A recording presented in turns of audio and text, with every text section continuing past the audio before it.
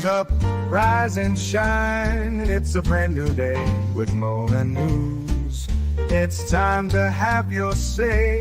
She's got the scoop, the stories, all the latest trends. Mo's got the news, let's hear it. My dear friends, from politics to showbiz, no story's too small. Mo covers it all. She's got the inside call, her voice so smooth, like honey in the summer sun. With Mo on the mic, you know the news is always fun. Mornings with Mo, the best newsy news in the world. With her style so classic and her stories unfurled, from morning till night, she's got us in the know. Turn on your radio, let Mo's newsy news flow.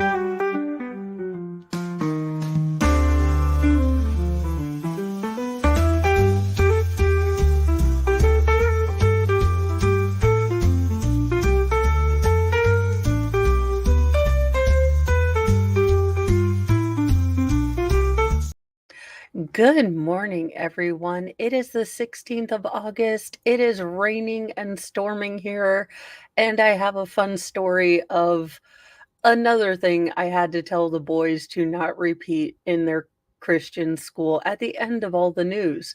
So, drive safely if you're out there. Thank you, Wolfram, for doing all of the mod things. Welcome, Ghost and Alice G. And Farm Sim, welcome. Squid Pro Quo, thank you for doing your mod work too. And Squid has a channel, so check her out. I think she did the Sarah Boone hearing. I'm hoping to do that this weekend. Time, is a thing.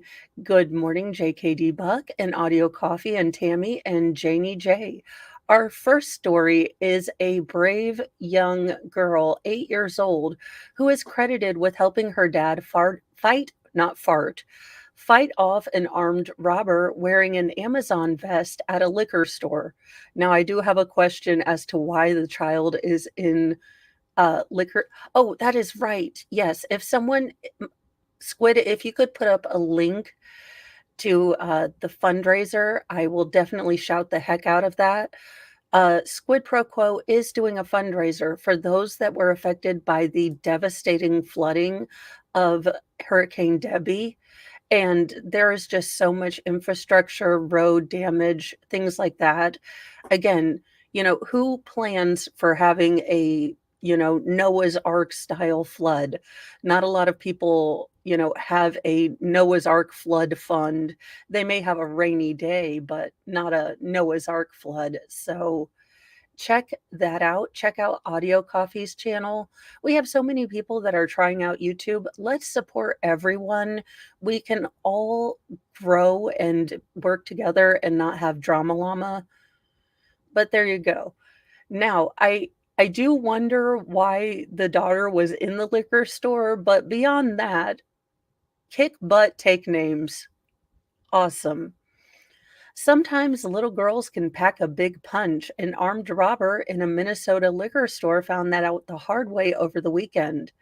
According to a probable cause arrest affidavit, a man wearing an Amazon vest, later identified as 38-year-old Kakumbar Morel, came into Big Discount Liquors in Maplewood around 9:30 p.m. on Saturday. Okay, I have a couple more questions. It's 9:30 on a Saturday. Little Chica should be in bed, or at least winding down. I mean, it is a weekend night. I will say, what works for your family works for your family, but we are early risers. Well, not the teenage group, but the youngish people and the oldish people that run the house are early risers. So we are in bed by 9:30, not at a liquor store. After browsing for some items, Morel walked up to the employee and allegedly pulled a bottle of liquor and a airsoft gun that did not have the little orange thing on it. He had removed that, so he had basically made it look like a real force multiplier, and he demanded all the money in the cash register. I told him, yes, I'll give you everything.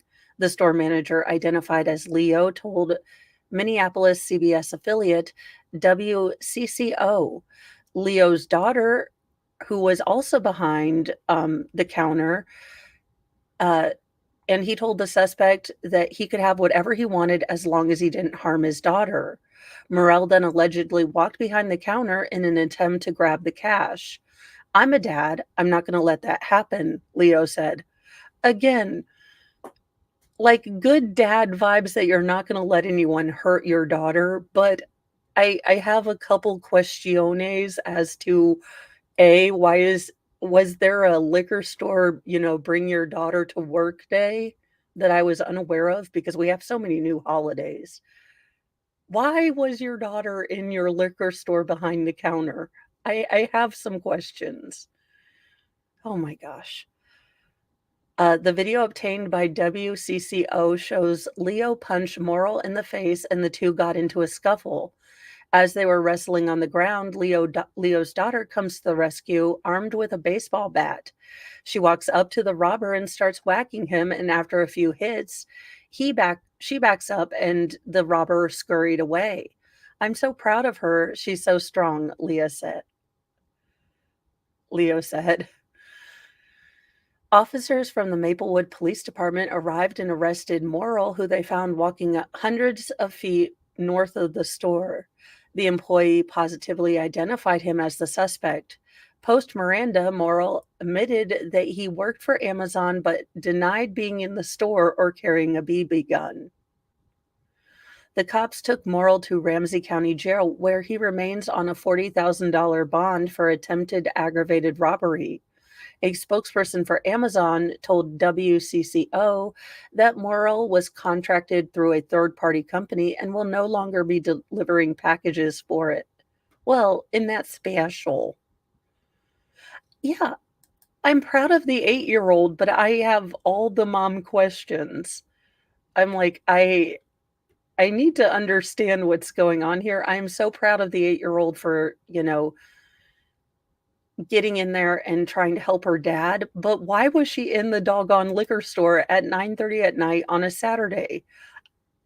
I feel like these questions should have been addressed if we were going to make this an article, because I feel like I cannot possibly be the only one that is wondering these questions, or maybe it's because I am getting a cold and irritated and it's raining. That could be possible. Jack Russell, founding vocalist for the 80s glam metal group Great White, has passed away at 63. So apparently we're getting a quad Hollywood/musical icon death this week. Just absolutely sad. I mean,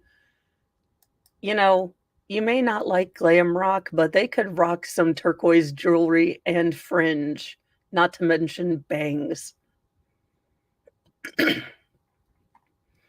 Glam rocker Jack Russell, who fronted 1980s metal group Great White, died Thursday surrounded by family and friends at the age of 63. The singer succumbed after battling multiple system atrophy and Lewy body dementia, Rolling Stone reported. Jack is loved and remembered for his sense of humor, his exceptional zest for life, and unshakable contribution to rock and roll, where his legacy will forever thrive, his family wrote on a statement.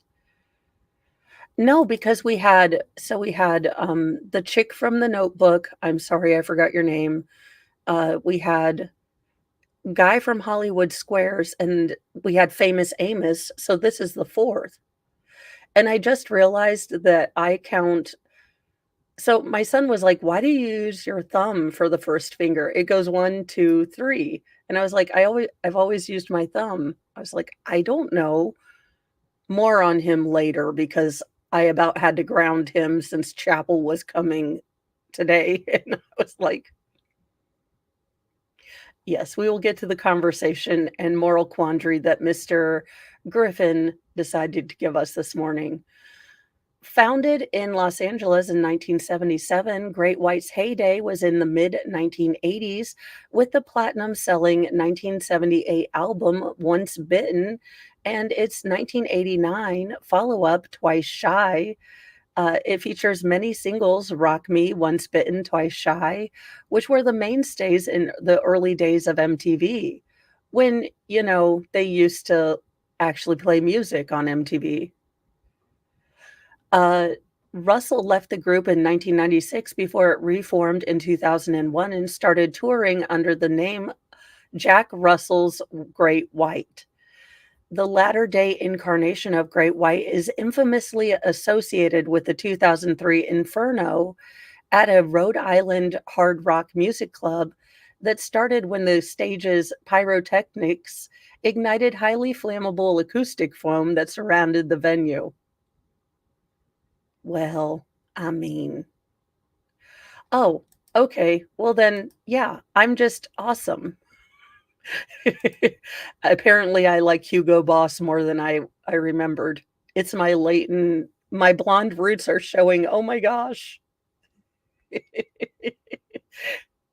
I knew having, someone with the last name Schultes in the back of my timeline was going to come to get me one day. Uh, So, yeah, they started a giant fire. The blaze killed 100 people, including guitarist Ty Longley, and injured 230 more.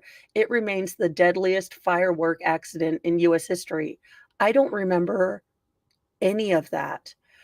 Now, I will say in 2003, I was having my one and only year of my 20s where I was legal to drink and didn't have children. I didn't go too wild, as you can see. Russell announced last month that he would be retiring from touring following his diagnosis. I'm unable to perform at the level I desire and the level you deserve, Russell said on social media at this time. Words cannot express.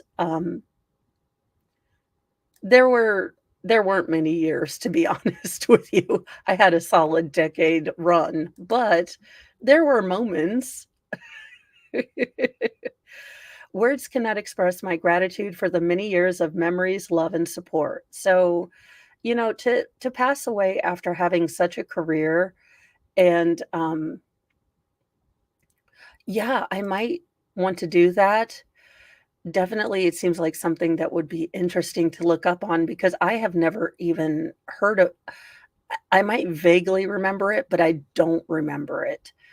Now, it's as if God knew I needed some encouragement this morning and he gave me a Kevin Spacey losing things story just out of the ether, and I was so happy.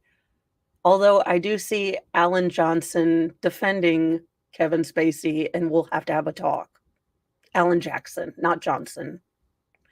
Kevin Spacey refuses eviction from Baltimore mansion after foreclosure.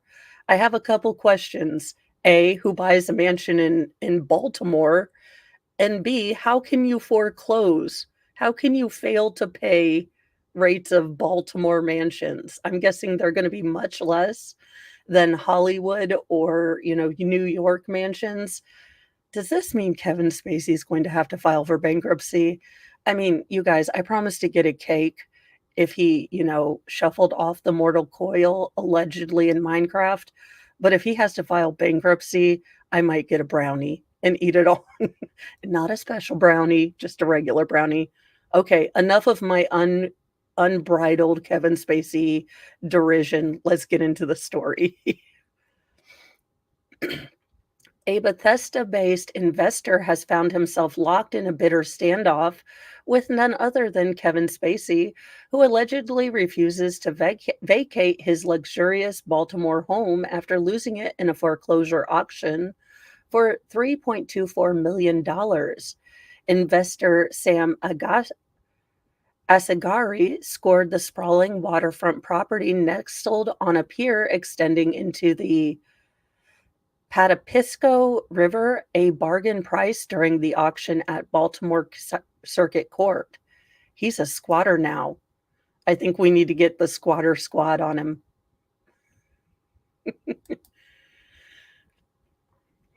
It but what seemed like a smooth deal quickly turned into a headache as the embattled actor reportedly won't hand over the keys. I mean, it does seem like a nice house. It's just so close to everyone else. I don't understand buying like a penthouse. If I'm gonna, if there were signs, if I won the lottery, I would, okay, if I won a big lottery, I would buy the entire state of Wyoming. Everyone else could still live there, but I just want a big chunk somewhere near a lake and a mountain or whatever Wyoming has, and I would like the next 150 acres to just be people I like. So or maybe 1,000 acres. I don't know. I'm just saying there would be signs, but I would never buy a mansion in a crowded city. That's just weird to me.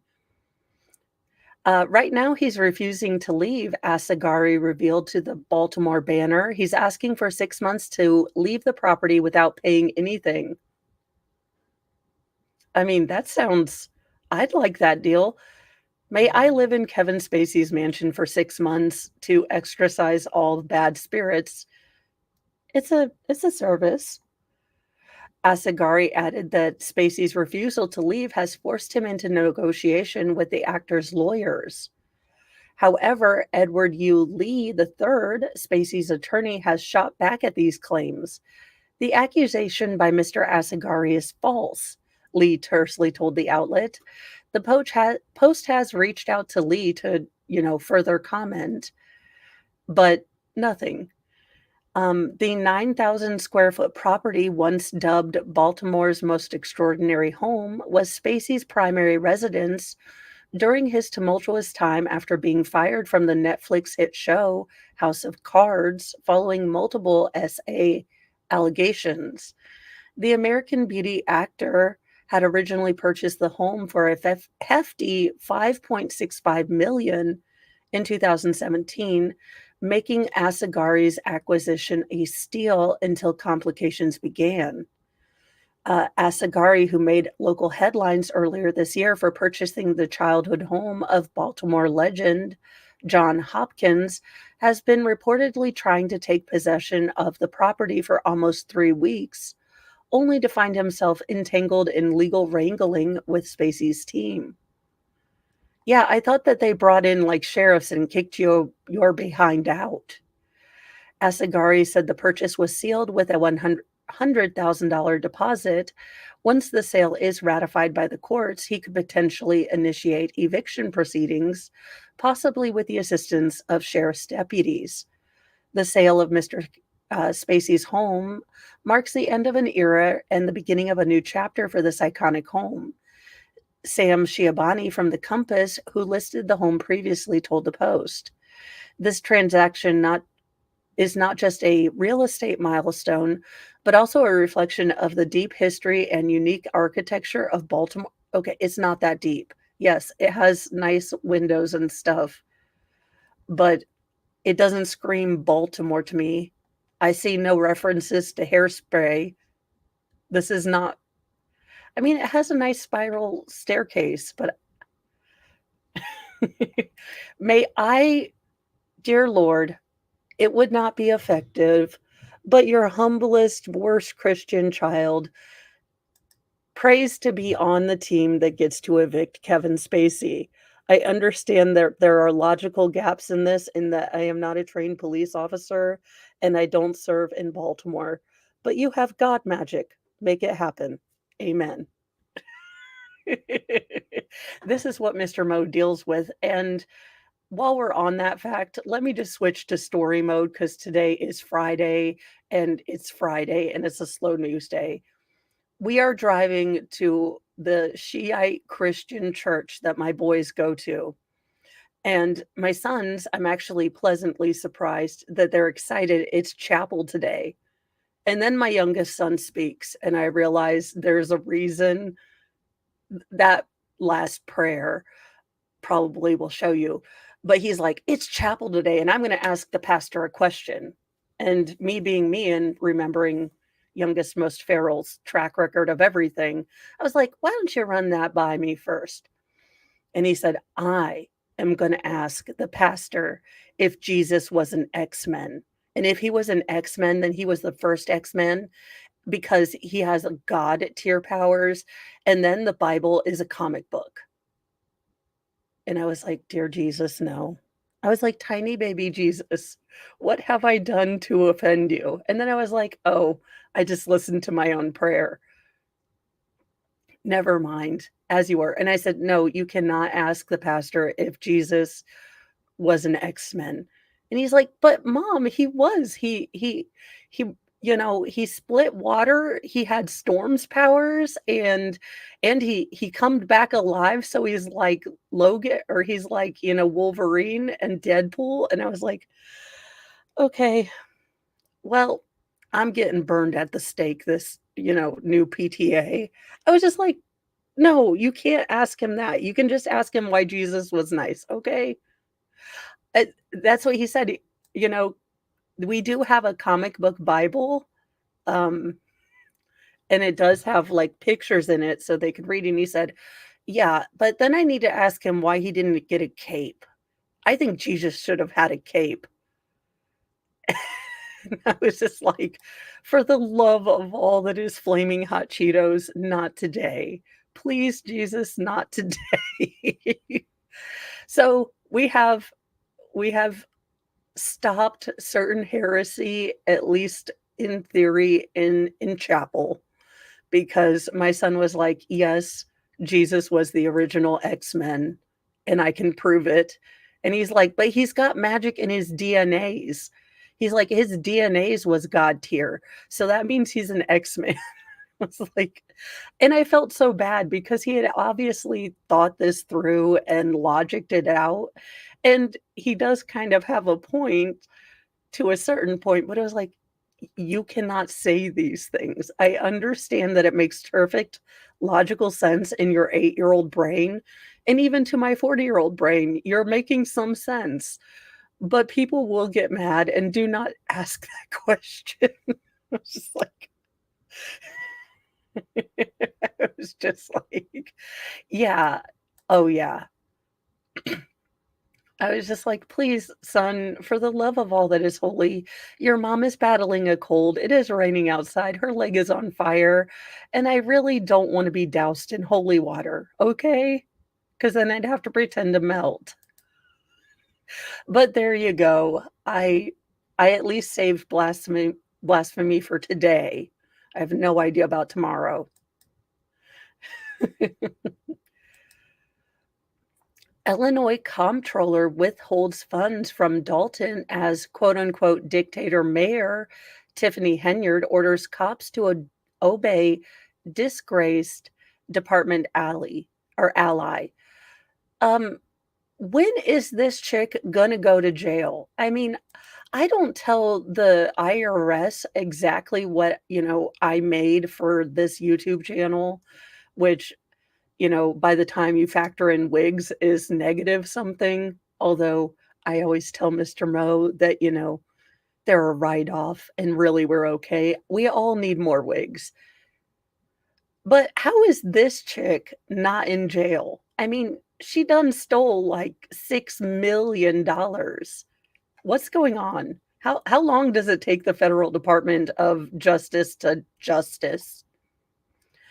Illinois State Comptroller took the extraordinary step of withholding some funds from its troubled village of Dalton on Thursday, blaming scandal scarred Tiffany Henyard for the first of its kind action, as the self proclaimed super mayor told cops to follow orders from her disgraced department ally, who was placed on leave before being indicted. Oh, thank you so much. Yeah, I love it.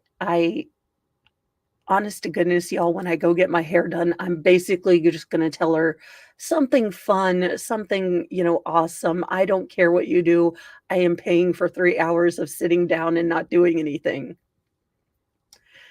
I have a bunch of wigs, just no green or yellow, thank you.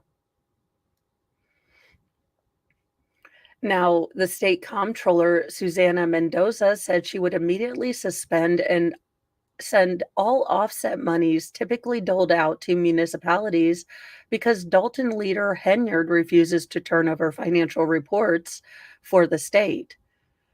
The village was on track to gain $135,000 this year, but instead could start facing fines if the problems drag on. And if the issues are fixed, the comptroller will start resending payments. Mendoza said that while her office tries to assist municipalities that struggle to file required annual reports, Dalton is different. The mayor's office has refused to communicate with us or address the problem, she said in a statement. If Mayor Henyard refuses to follow state law, my office will use tools at our disposal to safeguard the interests of Dalton's citizens. The village did not send reports to the comptroller's office in 2002 and 2003, the comptroller said. The state collects the offset funds when it withholds part of the resident's income tax return or lotto winnings if they don't pay parking or speeding tickets at the local level, according to the comptroller. Those funds are then distributed back into the municipality, according to the office. The state agency made it clear it would not give Dalton, which is currently facing financial hardship, the money until it gets into compliance with financial records. The village could face fines totaling up to $78,600 over delinquent paperwork. Um, I don't understand how it was allowed to go not just 1 year, but 2 years.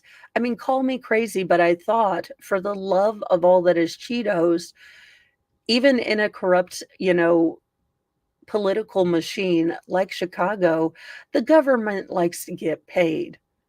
And you wouldn't think it would take 2 years for them realizing this is all shenanigans. Now, federal investigators reportedly subpoenaed financial information and documents tied her and the village earlier this year to, misappropriation of taxpayer funds. Henyard's ally in the police department, Deputy Chief Louis Lacey, was federally indicted on bankruptcy charge or fraud, as well as other charges. On Monday, though a criminal case is not connected to the village. He was placed on administrative leave last week by the trustees opposed to Henyard before the indictment, but a lawyer for the trustees reportedly said he was still going to work. Confusion over his job status persisted into this week. Henyard ordered police officers to continue taking orders from Lacey on Thursday, according to a video obtained by WGN. Stop playing these silly games, Henyard is heard saying. Lacey also issued a warning that cops better fall in line, according to the station. Do what you want, but if anything after this, it's insubordination, he said. But village administrator Keith Friedman told officers in an email Lacey was no longer employed by the village. Mr. Lacey is not allowed in any spaces reserved for employees with an escort, he said, according to WGN. Last week, former mayor Lori Lightfoot, and here's your sign, voters of Dalton. If Lori Lightfoot is coming to your aid and being the voice of reason, the woman who got a $40 haircut and still manages to look like Beetlejuice, during the coof when she was telling everyone you have to stay home, your hair's not that important. She made her own rules and decided, I need to look spiffy. If she is your voice of reason, there's some issues. Next time, hire Snake Plissket. I swear to goodness.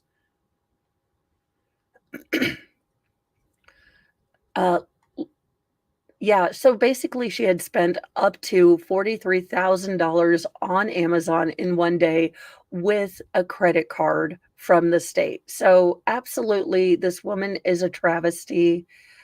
What do you expect from someone who, went from stealing cars to becoming the mayor and a trustee? I don't know. I feel awful for the people who voted for her and listened to her lies. I don't think people should have all of their, municipalities' resources squandered, and I hope she gets jail time for the love of Cheetos. Sell her wigs online, raffle them off. Beef jerky, salted nuts, and iodine tablets helped an 89-year-old hiker uh, very very unlikely survival in the Idaho wilderness. I'm not an outdoor cat, so I probably won't be hiking to the point that I get lost because generally any direction I'm already lost, but I'm not going to go out in the woods. Equipped with only 19 pounds of gear, 89-year-old Bing Olbum set off on what he intended to be a 5-day hiking trip. Good morning, Jude. Let's see. Instead, Olbum found himself stranded for nearly 10 days in over 1 million acres of the Salmon Chalice National Forest. It's home to some of the most rugged places in the country beyond Alaska, according to a local search and rescue coordinator. Some of the peaks and saddles Olbum passed through reach over 8,000 feet as he cleared more than 20 miles while traversing the alpine forest. The odds of anyone surviving that period of time out in the wilderness area is unlikely, Custer County Search and Rescue Coordinator Lincoln Zollinger. On August 1st, Olbum ventured from Hunter Creek Trailhead in the eastern central Idaho area on a backpacking trip. He was expected to arrive at his exit point in McDonald Creek area 5 days later, according to Custer County Sheriff's Office. Olbum was reported missing after on August 6th, the Sheriff's Office said. Custer County Search and Rescue Team began searching for him by land and air. Ground teams scanned the forest for traces of Olbum, lasering in on possible trails on which he could be found. The next morning, Idaho National Guard and a private pilot lent their helicopters to help with the search. The Idaho National Laboratory manned drones to sweep through the forest mountains for signs of the man. Despite the extensive effort, the Custer County Search and Rescue Team had zero traces of him for 5 days. Local residents of Custer County and the surrounding area made up ground search teams. Locals left their jobs and commitments to help search for the man, and Custer County Search and Rescue Team is entirely made up of volunteers. We're a really small community, Zollinger said, and adding that he and the others have spent their whole lives here. They say stay off the mountain. Well, we're going anyways, and these are the community members who finally brought the man home. We were getting ready to discontinue our search and turn back to the family and let them look for him, Zollinger said, adding that the chances of survivability were low after being out there for so long. Olbum's daughter, Jennifer Olbum, posted his photo and trail map on Facebook Thursday, asking for information and help from hikers familiar with the area. For 2 days, search and rescue have been unable to locate him, which tells me he's hurt or worse, unable to lay out a tarp for choppers to see. 2 days later, on the final evening of the search, a local group of rescuers discovered Olbum's camp, according to the sheriff's office. After searching for him in the surrounding area, local residents on horseback found him safe in the early morning hours of August 11th. According to Zollinger, Olbum was virtually unscathed and was only mildly dehydrated and sore from the sheer distance he had covered on foot. CNN reached out to Olbum's family, who confirmed he's doing well but declined an interview. That morning, the Custer County Sheriff's Office praised Olbum, saying his will to survive has resulted in an unbelievably good ending to this incident. Olbum had packed lightly for his backpacking trip. His only food for the excursion was beef jerky, salted nuts, and iodine tablets to purify water.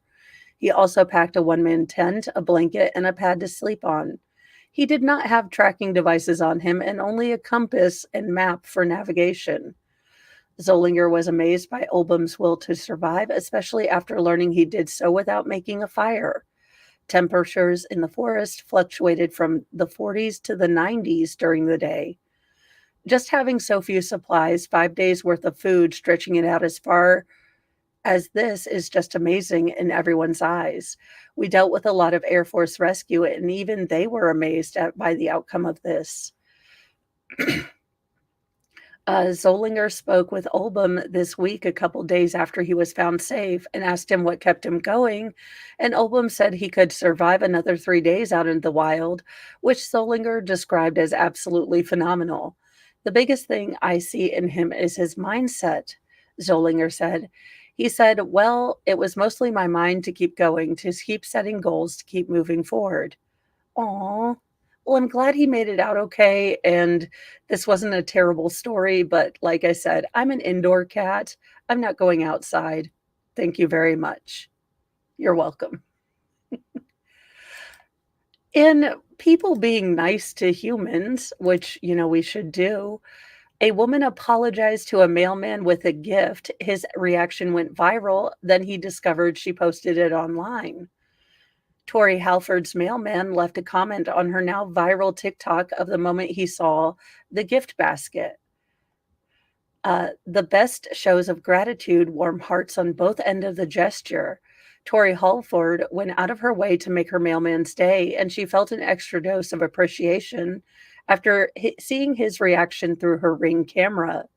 The influencer shared the doorbell device recording in a TikTok post with more than 8.5 million views on the app. In the clip, the delivery person, Daniel, can be seen dropping off packages before he spots a basket topped with a note. Oh, you're so kind, he said before peering through the bundle of surprises. When he spotted the snacks and energy drinks that Halford had purchased for him, he seemed unable to contain his excitement, gasping, "No way!" "Thank you," Daniel added with a laugh, speaking directly to the door camera. As he turned to leave with his new loot in his hand, he added, "This is awesome." Halford tells People she was immediately struck by the wholesome moment when she went to see what her Ring door picked up. "It meant so much to me, especially since it meant so much to him," says the online creator. "I'm looking forward to the ongoing relationship I have with my mailman. He's the best."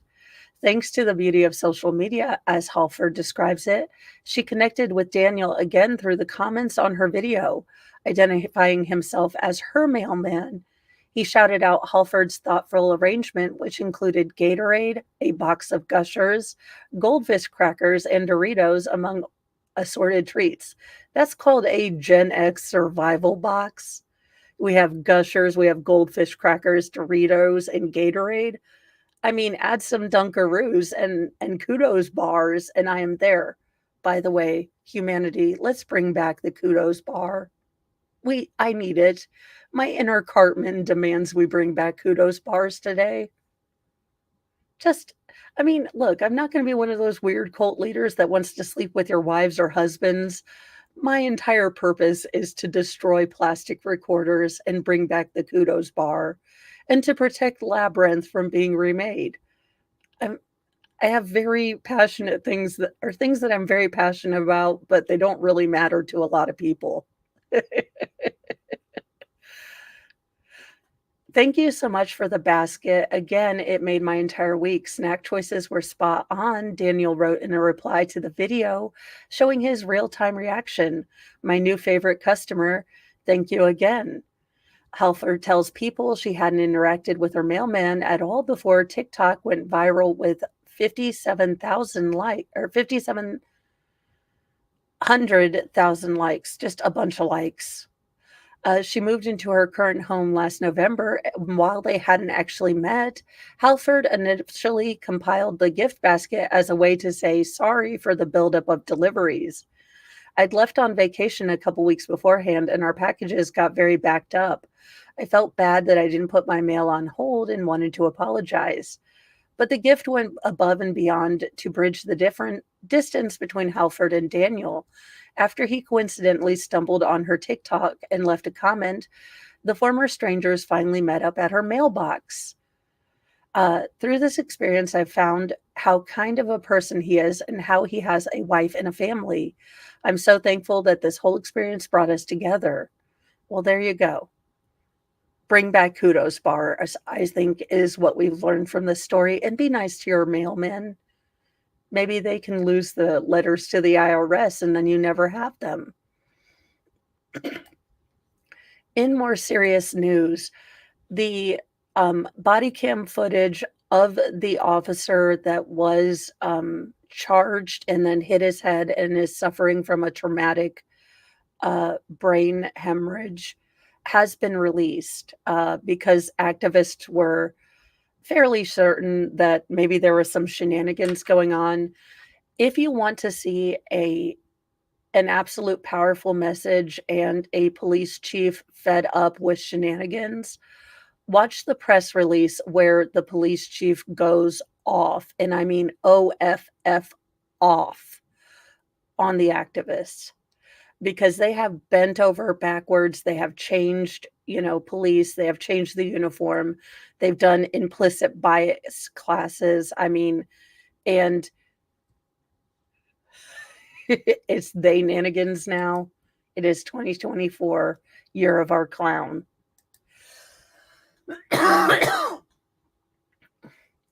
Ferguson police on Tuesday, released officer worn body camera footage showing a protester knocking and why this matters, I don't know, a Black police officer to the ground on the 10th anniversary of Michael Brown's death. He was a police officer. This man, has 2 daughters, and he may wake up, but he may never be the same again, or he might not wake up. And let me tell you, as a person who has had to tell little kids that their dad isn't coming home, what an awful and stupid and ridiculous reason. Because you wanted to damage property, because you wanted to get away from arrest, these children might never get to see their dad again as he was. He might be fully dependent on care. He might not even wake up. I mean, just absolutely gross. The content of his character means that this man was a man who chose to serve his community. He chose to go into Ferguson after all the shenanigans and be a cop and, try to protect people there. And that body cam footage is just horrifying because all of a sudden the body cam is just facing up, and you see his officers, wake up, what's going on? And it's absolutely irritating that people still, 10 years after the Michael Brown death, still haven't read the Department of Justice review of what happened, where it clearly indicates that Michael Brown was in the process of trying to take a force multiplier from a police officer. He didn't have his hands up. I mean, if I were a DA, I would indict every single person that has peddled that lie that led to the I mean, if we want to go full UK, I would go full UK. And anyone who's spreading lies and disinformation about this, it goes both ways. Read the doggone report. I just, it's heartbreaking that this officer, and I guess it's more personal to me and I maybe have internalized it. My daughters weren't this young. His daughters are older, like 7 and 5. And I have always been internally grateful that my daughters were 5 months and 18 months. So I told them, but I didn't have to really get into it. And it wasn't like they knew and had 5 years, their entire life, with a father that they knew and would miss. And they do miss him. I'm maybe not saying this the most eloquent way, but my heart breaks for those little girls and that mom that might have to tell these little girls that, their dad is never coming home. And I know how that feels. And I don't want another family to go through that for something that's a freaking lie. And I encourage you guys to go watch the press conference with that police chief because he says it with much more passion and, maybe gravitas than I can because I'm, on the outside looking in, so I haven't lived this, but he is absolutely fed up and I'm here for it. What are you protesting now? The Ferguson Police Department has literally changed policing in America. The Ferguson effect is real. Y'all, I don't know if my voice is gonna hang on for me to do court today. I was hoping that, JKD Buck, I am so sorry. But yeah, and it's a terrible burden because how do you say the words to wreck someone's world? I mean, how do you even say those words? Because I know how it affected me, so it's it's just it peeves the ever living snot out of me, and I am done with people, giving criminals a pass. And maybe today, but it is what it is. And if all else fails, well, at least we're not New Zealand. Because what the hell, New Zealand? New Zealand food banks distribute candies made from a potentially lethal amount of crystal. I mean, you know, I've had those bad moments, but, I'm gonna see, but my voice is crapping out on me. I sound like, I could volunteer to be that, one actually, kid on Simpsons, but I'm not sure how audio, you know, soothing that is. A New Zealand charity working with homeless people in Auckland unknowingly distributed candies filled with a potentially lethal dose of crystal in its food parcels after the sweets were donated by a member of the public. Auckland City Mission said Wednesday that staff started to contact up to 400 people to track down the parcels that could contain sweets, which were solid blocks of um, crystal uh, enclosed in candy wrappers. Ironically, I think that given the substance abuse that is part of general homeless, sometimes people do suffer from substance abuse disorder or whatever we're calling it today. Hell, I don't know. Ironically, this does seem like a promotional effort to get them hooked on this certain product. And then, would you like some more candy? We got more care packages where that came from. Okay, if someone donated these ratchet looking candies, also be nice to the homeless. Why are you going to give them pineapple hard candies? Give them Reese cups.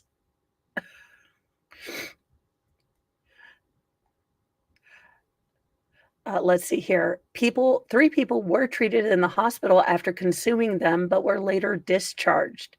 The amount of crystal in each candy was up to 300 times the level of what someone would usually take and could be lethal, according to New Zealand Drug Foundation, which is a drug checking and policy organization that first tested the candies. Ben Big Burks Ong, a foundation spokesperson, said disguising drugs as innocuous goods is a common cross-border smuggling technique, and more of the candies might have been distributed throughout New Zealand. The sweets had a street value of 1,000 New Zealand dollars per candy, or $608 in American candy money, which suggests that the donation by an unknown member of the public was accidental rather than deliberate. Well, God, I would hope so because his supplier is going to be pissed. Authorities, quote, initial perceptions, end quote, were that the episode was likely an importation scheme gone awry. Detective Inspector Glenn Baldwin said, but the nature and scale of the operation is unknown. Oh, you are fine. I have, of course, taken the, cold bug or whatever it is that the boys brought home from school. I managed to knock down a massive, potential blasphemy in chapel with my youngest son. I mean, we are doing well. And Fraud at Wrangler, just since you missed the story, Jesus not was not the first original X-Men. That was going to be the question that my youngest son was going to ask at chapel. Was Jesus the first X-Men? He's like, because he was a mutant and his DNA was God tier. He did have some very good points, I will say. Youngest, most feral will start his own cult. Let's see. Police investigating reports that someone attempted to sell one of these sweets online. Now, City Missioner Helen Robinson said 8 families, including at least 1 child, had reported consuming the contaminated candy since Tuesday. The revolting taste left most to immediately spit them out. The charity food bank accepts only donations of commercially produced food in sealed packaging. Yeah, my statement was more like, "Please, dear God, don't say that in chapel. I am not going to meet the pastor/priest today."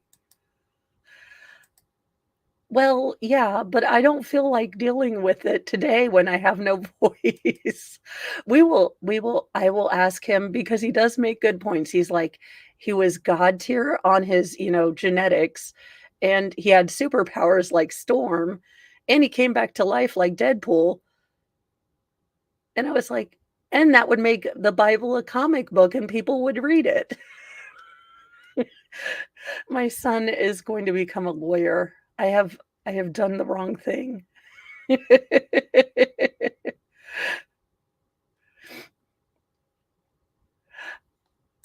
I when in doubt, go for chesticles and or is Jesus an X-Men? It will stop all conversation. Pretty much. I felt really bad, but my he had such good points, but and this is a Friday, y'all. We are off the train.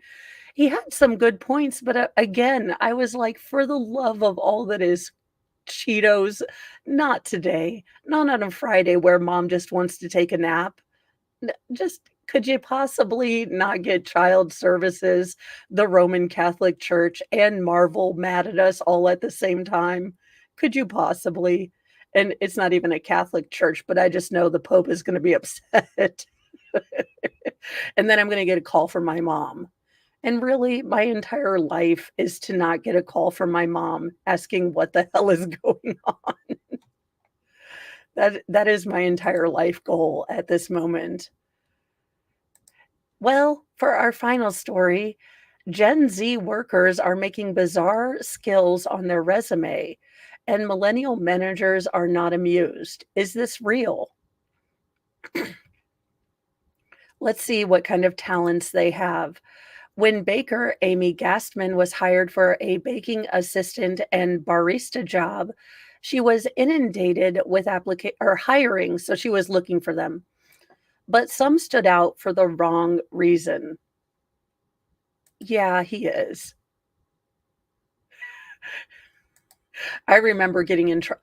I know where he gets it from. I got in trouble for asking why the Pope went around in a bulletproof, cart if he was Jesus's main guy. Like when Jesus powers protect him, he comes by it honestly. I'm not gonna lie.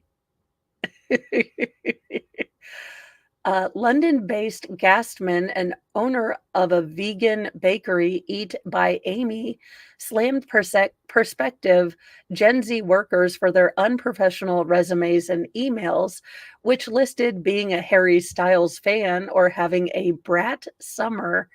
What the hell is a brat summer? We're finding out just for Mo.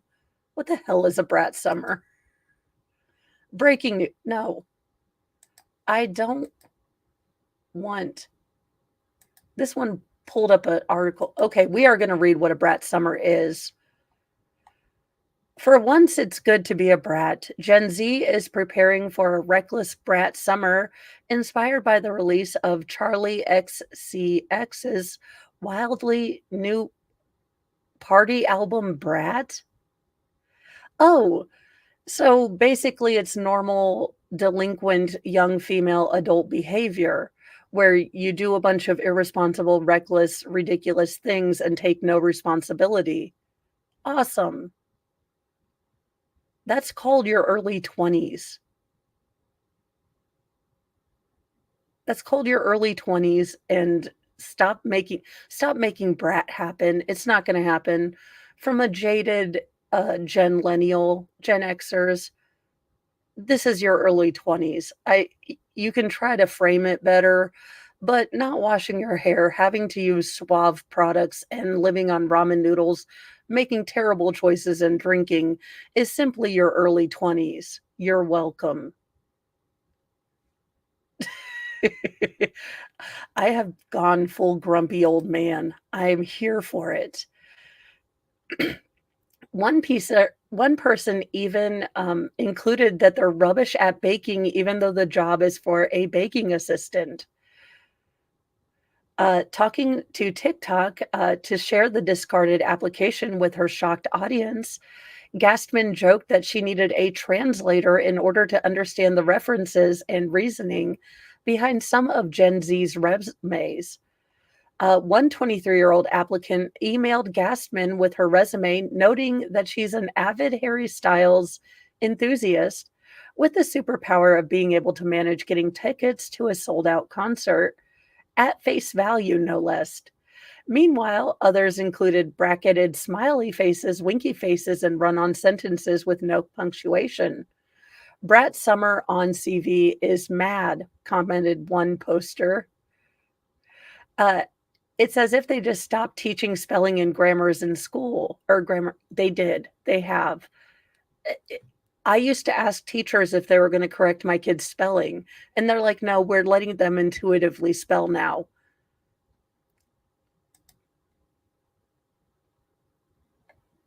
I do not have enough F's to unjar as a dyslexic, terrible speller that my kids get away with spelling like, I don't know, like like a Welsh person, and I got in trouble.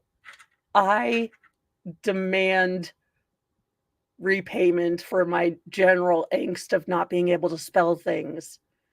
Hey, I still spell things so terribly that autocorrect is even like, I don't know what she's trying to say, but that ain't it. When autocorrect can't even correct you, that's the level of spelling I'm at some points. It's like they're writing a dating profile, someone joked. What is going on? Do we need to fire all teachers and make parents homeschool their children? To be fair, my children would come out with an A in sarcasm, a deep knowledge of Lord of the Rings and Futurama and Sailor Moon, the ability to put on wigs and balance a checkbook. All in all, I think I do okay. Have a great day, you guys. I am probably going to cancel the court stream just because I am feeling awful. So I am going to go lay down while it's quiet in the house. And just a personal public service announcement. Get a cooling blanket. If you are anywhere near menopause, like even tiptoeing around it, because apparently it can last for like 15 daggone years, get yourself a freaking cooling blanket. It is awesome. You do not wake up sweating, and your husband will try to steal it, and you will remind him that he will end up with custody of 6 children. Have a great day, guys. I will see you guys probably tomorrow. And Stay safe. It's raining, it's storming out there. Keep an eye on our truckers on the road. They're bigger than you. Make sure you can see their mirrors and don't drive through standing water. Now that I have mommed the entire internet, you are free to go wherever you would like. Bye, guys.